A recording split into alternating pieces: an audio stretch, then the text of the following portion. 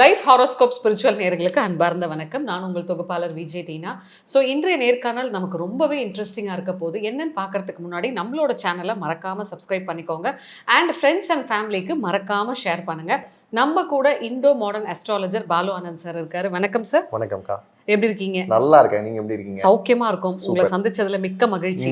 இப்போ ஜூன் மாதம் வந்து எல்லாருமே ரொம்ப ஆவலா எதிர்பார்க்கக்கூடிய குரு பயிற்சி ஆரம்பிக்க போகுது. அதாவது குரு பயிற்சி அப்படின்னாலே மக்கள் மத்தியில பல விதமான எக்ஸ்பெக்டேஷன்ஸ் இருந்துகிட்டே தான் இருக்கும். ஏன்னா குரு அப்படின்ற ஒரு பிளானட் வந்து நிறைய விஷயத்த வந்து இம்பாக்ட் பண்ணும். உதாரணத்துக்கு சொல்லணும்னா வெல்த், ஃபினான்ஸ், கல்யாணம், ஜாப், அதுக்கப்புறம் பேபி, இது மாதிரி சொல்லிக்கிட்டே போகலாம். ஸோ குரு பயிற்சி அப்படின்ற போது மக்களுக்கு நிறைய ஒரு ஆர்வம் இருக்கும் இல்லையா? ஸோ இந்த குரு பயிற்சி பொதுவா எப்படி இருக்க போகுது சார்?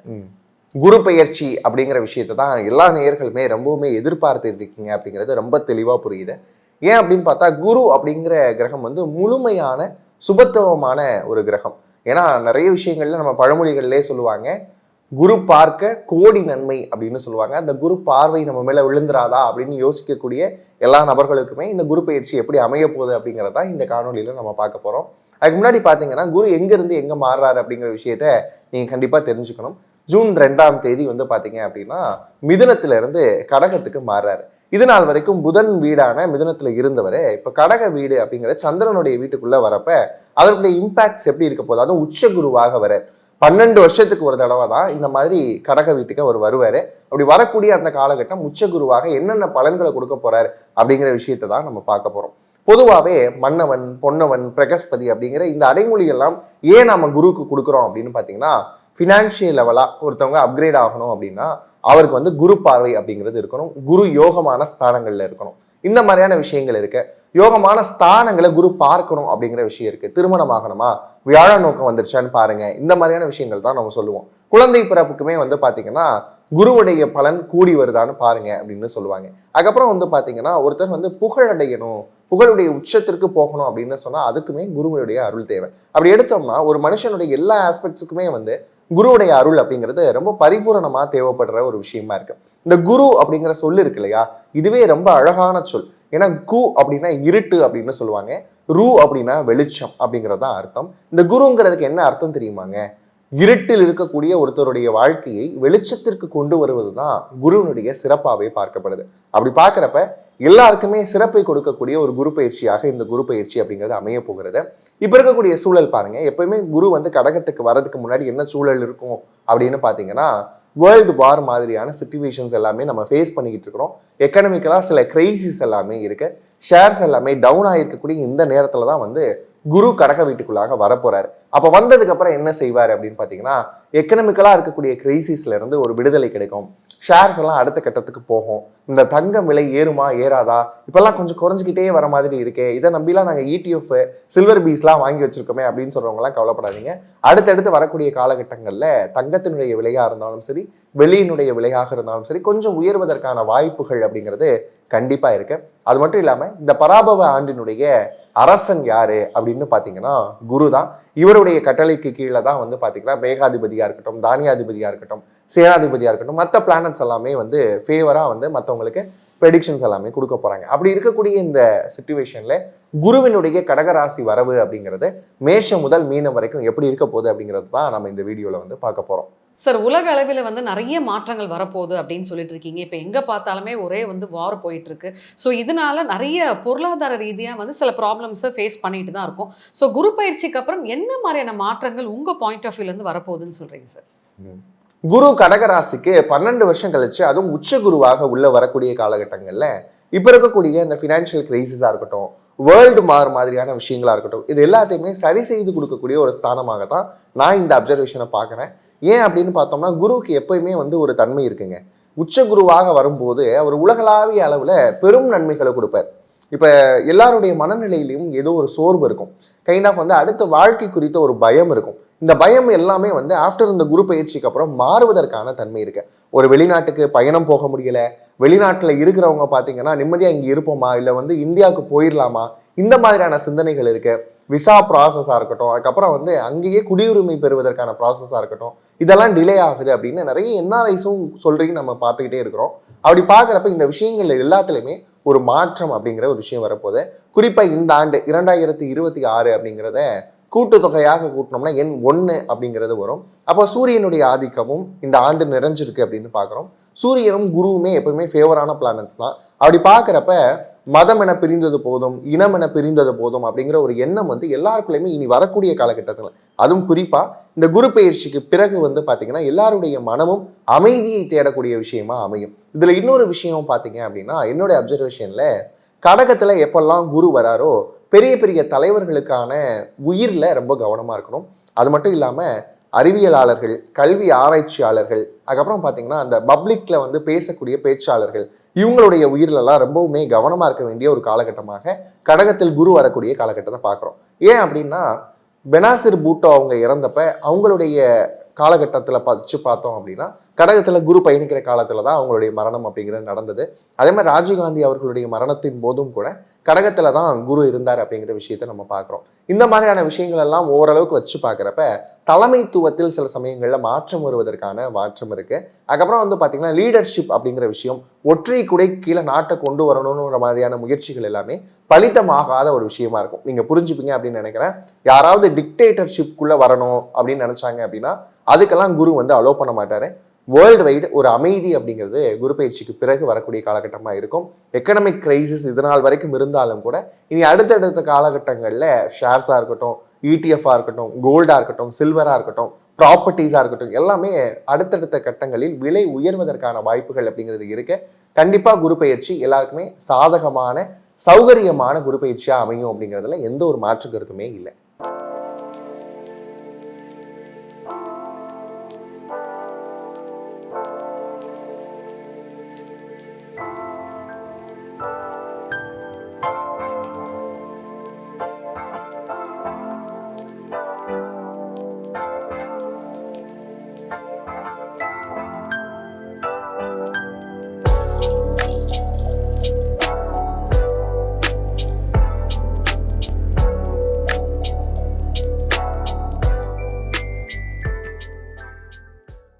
ஸோ சார், ஃபர்ஸ்ட் ஆவலை எதிர்பார்த்துட்டு இருக்க மேஷ ராசி நேயர்களுக்கு இந்த குரு பயிற்சி எப்படி இருக்க போகுது சார்?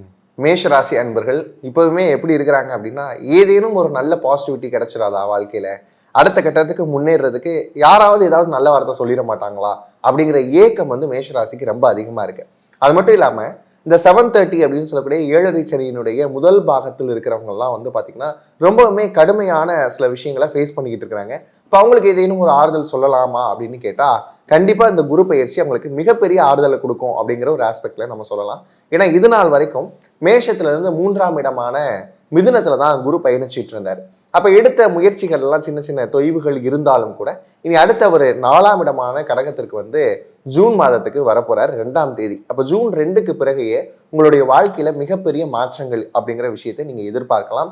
ஓவராலா இந்த குரு பயிற்சி அப்படின்னு பாக்குறப்ப உங்களுக்கு 60% மேல நன்மைகள் இருக்கக்கூடிய ஒரு குரு பயிற்சியா தான் மேஷ ராசிக்கு அமைய போகுது.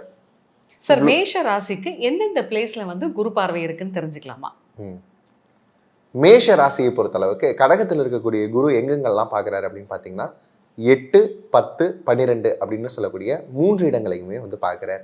இப்போ இந்த 3 பார்வையும் என்ன மாதிரியான பலன்கள் கொடுக்கும் அப்படின்னு பார்க்குறப்ப 8ஆம் இடம் அப்படிங்கிறது நம்ம மறைவு ஸ்தானம் அப்படின்னு சொல்லுவோம். இப்போ இது நாள் வரைக்கும் மனதில் இருக்கக்கூடிய மறைவான கவலைகள் யார்கிட்டையும் போய் சொல்ல முடியலைங்க, மெல்லவும் முடியல, சொல்லவும் முடியல, யார்கிட்டையாவது போய் சொன்னோம்னா நம்பவும் மாட்டுறாங்க அப்படின்னு சொல்லக்கூடிய மேஷராசிக்காரங்களுக்கு மனக்கவலைகள் எல்லாம் மாறக்கூடிய ஒரு காலகட்டம் அப்படிங்கிறது இந்த குருவினுடைய பார்வையினால கிடைக்கும். கிட்டத்தட்ட காயம்பட்டு இருக்கக்கூடிய ஒரு இதயத்துக்கு அப்படியே கொஞ்சமா மயில்பீலி எடுத்து அதுல மருந்து திணைச்சு இது பண்ணாங்கன்னா எப்படி இருக்கும், அந்த மாதிரியான ஒரு ஆறுதலை வந்து குரு பகவான் கொடுக்க போறாரு. 8ஆம் இடத்துல அந்த பார்வை வந்து உங்களுடைய கவலைகள் எல்லாத்தையும் போக்கி தரக்கூடிய ஒரு பார்வையா அமைய போகுது. அதுக்கடுத்து வந்து பாத்தீங்கன்னா கெரியர் பாயிண்ட் அப்படின்னு சொல்லக்கூடிய 10ஆம் இடத்துல இருக்கக்கூடிய குருவினுடைய பார்வை வேலை சார்ந்த விஷயங்கள்ல இதனால் வரைக்கும் வேலை பார்க்குற இடத்துல ஒரு அங்கீகாரம் கிடைக்கல, என் மேல ஒரு தவறான புரிதல்ல இருக்கிறாங்க, கூட வேலை பார்க்குறவங்களே வந்து பார்த்தீங்கன்னா விரோதியை பார்க்குற மாதிரி பார்க்குறாங்க, இந்த மாதிரியான எண்ணத்தில் இருக்கக்கூடிய மேஷராசிக்காரங்களுக்கு 10ஆம் இடம் அப்படிங்கிற விஷயம் சூப்பராக ஆக்டிவேட் ஆகக்கூடிய ஒரு காலகட்டமாக இந்த காலகட்டம் அமைய போது. வேலை இல்லை அப்படின்னு சொல்றவங்களுக்கு புது வேலை கிடைக்கும், வேலையில் இருக்கிறவங்களுக்கு முறையான அங்கீகாரம் கிடைக்கும், முறையான பதவி உயர்வுகள் கிடைக்கும், சம்பளம் அப்படிங்கிற விஷயம் இருக்கு இல்லையா, இது நாள் வரைக்கும் கொஞ்சம் கம்மியா வந்துட்டு இருந்தது அப்படின்னு சொல்லக்கூடிய நபர்களுக்கெல்லாம் சம்பளமும் கூட வர்றதுக்கான வாய்ப்புகள் எல்லாமே இருக்கு. அப்படி பார்க்குறப்ப கெரியர் அப்படிங்கிற விஷயம் வந்து ரொம்ப ஃபோக்கஸ்டா இயங்கக்கூடிய ஒரு காலகட்டமாக இந்த குரு பயிற்சிக்கு பிறகு அமைய போகுது அப்படிங்கிறது மேஷராசிக்கு மிகப்பெரிய ஆறுதலா இருக்க போகுது. அடுத்து வாங்க 12ஆம் இடம். 12ஆம் இடம் அப்படின்னு சொன்னாலே விரயஸ்தானம் தானே சார், இப்ப விரயங்கள் நடக்குமா, செலவுகள் அதிகமாகுமா அப்படின்னு நீங்க கேட்கறது புரியுது. குருவினுடைய பார்வை இருக்கிறதுனால நீங்க செய்யக்கூடிய செலவுகள் கூட நல்ல விதமான செலவுகளா மாறிடும். கிட்டத்தட்ட சுப விரயங்கள் அப்படின்னு சொல்லுவோம் இல்லையா, அப்படியான விரயங்களா மாறிடும். வீண் செலவுகளாக, தேவையில்லாத விஷயங்களாக போகவே போகாது. வீட்டில் இருக்கக்கூடிய நபர்களுக்கு சுபகாரியங்கள் செஞ்சு வைக்கிறது, உங்களுடைய பிள்ளைகள் யாராவது இருக்கிறாங்க அப்படின்னு சொன்னா அவங்களுக்கு வந்து பாத்தீங்கன்னா திருமணம் செய்து வைக்கிறது, இந்த மாதிரியான சுப விரயங்கள், ஆன்மீகத்திற்காக ஏதேனும் செலவு செய்யறது, இல்ல வந்து பாத்தீங்க அப்படின்னா இன்சூரன்ஸ் எடுத்துக்கிறது. இன்சூரன்ஸ் எடுக்கிறது அப்படிங்கிறது ஒரு குடும்பத்திற்கான பாதுகாப்பு அப்படிங்கிற அடிப்படையில இந்த மாதிரியான சுப விரயங்கள் நடப்பதற்கான வாய்ப்புகள் தான் இருக்கே தவிர தேவையில்லாத அசுப விரயங்கள் அப்படிங்கிறது இருக்காது. ஏன்னா குரு பார்வை 12ஆம் இடத்துல இருக்கிறதுனால அதுவுமே சூப்பரா இருக்கு. அப்படிங்கிற ஆஸ்பெக்ட்ஸ்ல 8, 10, 12 அப்படின்னு சொல்லக்கூடிய இந்த 3 ஸ்தானங்களும் ரொம்பவுமே ஆக்டிவேட் ஆகக்கூடிய காலகட்டமா உங்களுக்கு அமைஞ்சிருக்கு. மேஷ ராசி நேயர்களுக்கு வந்து இப்ப வெல்த் எப்படி சார் இருக்க போகுது? மேஷராசி நேயர்களுக்கு ஃபினான்ஸ் அண்ட் வெல்த் அப்படிங்கிறதுல ஒரு அப்கிரேடான ஒரு விஷயமா இந்த காலகட்டம் பார்க்கலாம். ஏன்னா உங்களுக்கு வந்து குரு பார்வை வந்து 10ஆம் இடத்துல விழுகிறதுனால அதன் சார்ந்த ஃபினான்ஷியல் ஆஸ்பெக்ட்ஸும் உயரக்கூடிய காலகட்டமாக இருக்கு. இன்னொன்று வந்து பார்த்தீங்கன்னா சுப விரயம் நடக்கணும் அப்படின்னா உங்கள் கையில் காசு இருந்தால் தானே விரயம் நடக்கும். அப்போ காசு அப்படிங்கிற விஷயம் அபரிவிதமாக புழங்கக்கூடிய ஒரு காலகட்டமாக இந்த காலகட்டம் குரு பயிற்சினால அமைய போகுது. அடுத்ததா ரிலேஷன்ஷிப் எப்படி இருக்க போகுது சார்? ரிலேஷன்ஷிப் சார்ந்த விஷயங்கள்ல பாக்குறப்ப முறையா வந்து யார்கிட்ட எப்படியான விஷயங்களை பகிர்ந்துக்கணும் அப்படிங்கிறத மட்டும் கொஞ்சம் கேர்ஃபுல்லா இருங்க.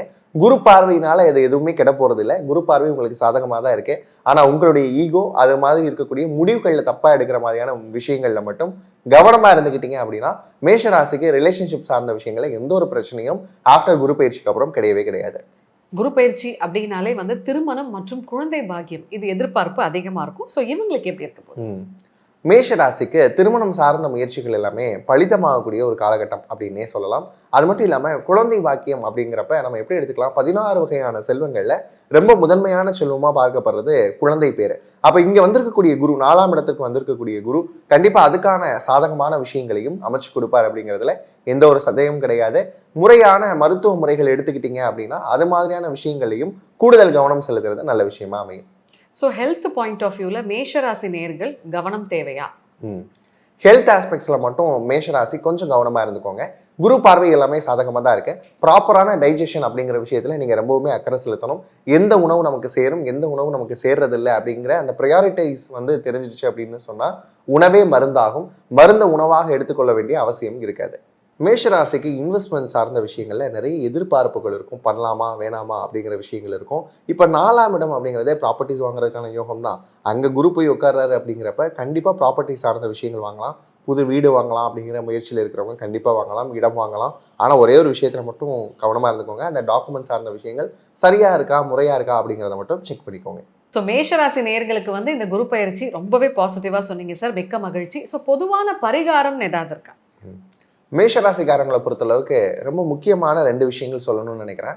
ஒன்று வாழ்வியல் பரிகாரம், இன்னொன்று வந்து பார்த்தீங்கன்னா கோவில் பரிகாரம் அப்படின்னு எடுத்துக்கலாம். வாழ்வியல் பரிகாரம் அப்படின்னு பார்க்குறப்ப 4ஆம் இடத்துல வரக்கூடிய குரு அப்போ அந்த ப்ராப்பர்ட்டிஸ் இந்த மாதிரியான விஷயங்கள் எல்லாத்தையுமே குறிக்கிறாரு. நீங்கள் ப்ராப்பர்ட்டிஸ் வாங்குறதுக்கான முயற்சிகள் எல்லாமே இருந்தாலும் கூட டாக்குமெண்டேஷன் விஷயங்களில் டாக்குமெண்ட் எல்லாமே சரியாக இருக்கா, நிலப்பத்திரமே வந்து வாங்குறீங்க அப்படின்னா பட்டா சிட்டா அடங்கல் எல்லாமே சரியா இருக்கா, தாய் பத்திரம் சரியா இருக்கா, இந்த மாதிரியான விஷயங்கள் எல்லாத்தையுமே ஒரு தடவைக்கு 3 தடவை பார்த்துக்கிறது அப்படிங்கிறது ரொம்ப நல்ல விஷயமா அமையும். அதுக்கடுத்து வந்து பார்த்தீங்கன்னா கூட இருக்கக்கூடிய லைஃப் பார்ட்னரோ பிஸ்னஸ் பார்ட்னரோ, இந்த பார்ட்னர் அப்படின்னு டேர்ம் வந்துருச்சு அப்படின்னு சொன்னாலே அவங்க சொல்லக்கூடிய வார்த்தைகளுக்கு கொஞ்சமாவது மதிப்பு கொடுத்து பழகுனீங்க அப்படின்னா இன்னும் நல்லா இருக்க போகுது. கோவில் பரிகாரம் அப்படின்னு எடுக்கிறப்ப முருகனுடைய 2வது படை வீடு அப்படின்னு சொல்லக்கூடிய திருச்செந்தூருக்கு போயிட்டு வாங்க. அது குருவினுடைய ஆதிக்கம் அதிகமாக இருக்கக்கூடிய ஒரு ஸ்தலம் அப்படிங்கிறதுனால உங்களுடைய வாழ்க்கையில் மிகப்பெரிய திருப்பத்தை குரு பயிற்சிக்கு பிறகாக ஏற்படுத்தி கொடுக்கும். அதனால சென்று முருகப்பெருமானை வழிபாடு செய்யுங்க. ஓவராலாக இந்த குரு பயிற்சிக்கு பார்த்தது எல்லாமே வந்து பொது பலன்கள் தான். உங்களுடைய சுய ஜாதகத்தில் நடக்கக்கூடிய தசா புத்திகளுடைய அடிப்படையில் வந்து பார்த்தீங்கன்னா இந்த பலன்கள் மாறுபடுவதற்கான வாய்ப்புகள் இருக்கு. அப்போ நீங்கள் என்ன செய்யணும் அப்படின்னா உங்களுடைய பர்சனல் ஹாரோஸ்கோப் பற்றி நல்லா தெரிஞ்சுக்கணும் அப்படின்னு சொன்னால் நம்முடைய வெப்சைட்டான lifehoroscope.in அப்படிங்கிற பேஜில் வந்து என்ரோல் பண்ணி உங்களுக்கான என்னென்ன குவரிஸ் இருக்கோ எல்லாத்தையுமே எங்ககிட்ட கேட்டு தெரிஞ்சுக்கலாம். அது மட்டும் இல்லாமல் வாஸ்து சார்ந்த விஷயங்களா இருக்கட்டும், மேரேஜ் ப்ரெடிக்ஷனில் மேட்சிங்காக இருக்கட்டும், அதுக்கப்புறம் மெடிக்கல் ஆஸ்ட்ராலஜிக்கான டேர்ம்ஸாக இருக்கட்டும்.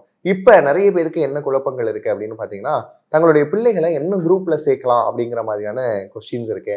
வெளிநாட்டில் போய் படிக்க வைக்கலாமா அப்படிங்கிற மாதிரியான எண்ணங்கள், வெளிநாடு செட் ஆகுமா, இந்த மாதிரியான கேள்விகள் இருக்கு. இப்போலாம் ஐடி செக்டர்ஸ் வந்து ரொம்ப டவுன் ஆகுது, அப்போ என்னுடைய பிள்ளையை வந்து ஐடி செக்டர் நோக்கி நான் அனுப்பலாமா, இந்த மாதிரியான queries-லாம் கூட பேரண்ட்ஸ்க்கு இருக்கும். இப்படி உங்களுக்கு என்ன கேள்விகள் இருந்தாலும் சரி, அதுக்கேற்ற விஷயங்களுக்கான அந்த கேள்விகளோட எங்ககிட்ட வாங்க.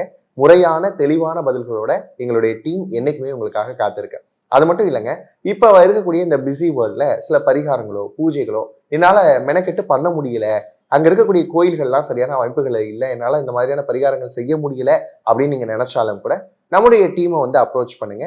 நம்ம டீம் கிட்ட உங்களுக்கான பரிகாரங்கள், பூஜைகள், ஹோமங்கள் எல்லாமே முறையாக சூப்பராக பண்ணி கொடுத்துடலாம். இந்த மாதிரியான சர்வீசஸ்க்கு lifehoroscope.in அப்படிங்கிற பேஜை விசிட் பண்ணி பாருங்க.